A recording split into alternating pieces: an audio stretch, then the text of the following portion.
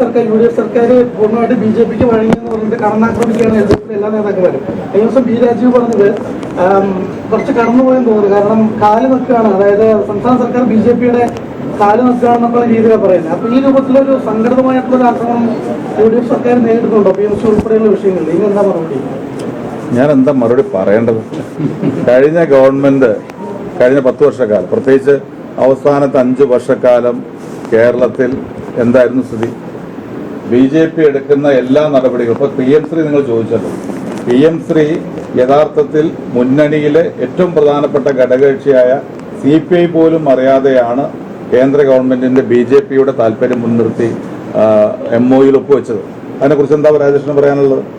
അപ്പൊ അങ്ങനെ എടുത്ത് പരിശോധിച്ചു കഴിഞ്ഞാൽ കഴിഞ്ഞ ഗവൺമെന്റ് പൂർണ്ണമായും BJPക്ക് കീഴടങ്ങിക്കൊണ്ടുള്ള ഒരു ഗവൺമെന്റ് ആയിരുന്നു. അതിനെതിരെയുള്ള ഒരു ജനവികാരം കൂടിയായിരുന്നു യഥാർത്ഥത്തിൽ ഈ ഗവൺമെന്റിനെതിരെ LDFനെതിരെ ഉണ്ടായിട്ടുള്ള ഏറ്റവും കേരള ചരിത്രത്തിലെ തന്നെ ഏറ്റവും വലിയ തിരിച്ചടി ഉണ്ടായത്. അപ്പോൾ ഞങ്ങളെ സംബന്ധിച്ചിടത്തോളം ഞങ്ങളുടെ നിലപാട് എന്ന് പറയുന്നത് ഏത് കാര്യത്തിലായാലും BJPക്കെതിരെ ശക്തമായ നിലപാടെടുക്കുന്ന ഇന്ത്യയിലെ രാഷ്ട്രീയ പാർട്ടി ഏതാ? ഇന്ത്യൻ നാഷണൽ കോൺഗ്രസ് അല്ലാതെ വേറെ ഏത് പാർട്ടിയാണ്? ശ്രീ രാഹുൽ ഗാന്ധി അല്ലാതെ ആരാണ് പാർലമെന്റിനകത്തും പുറത്തും ഇത്ര ശക്തമായ രീതിയിൽ BJPയെ അവരുടെ തെറ്റുകളെ ചൂണ്ടിക്കാണിക്കാൻ, കടന്നാക്രമിക്കാൻ ആർക്കുണ്ട് ധൈര്യം?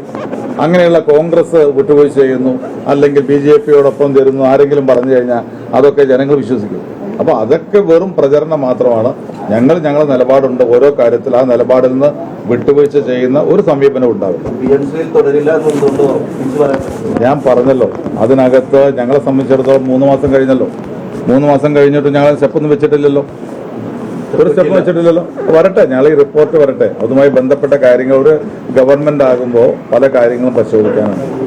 ആ പരിശോധിക്കുന്ന കാര്യങ്ങൾ പരിശോധിച്ചതിന് ശേഷം ഞങ്ങൾ അക്കാര്യത്തിൽ തീരുമാനമെടുക്കും.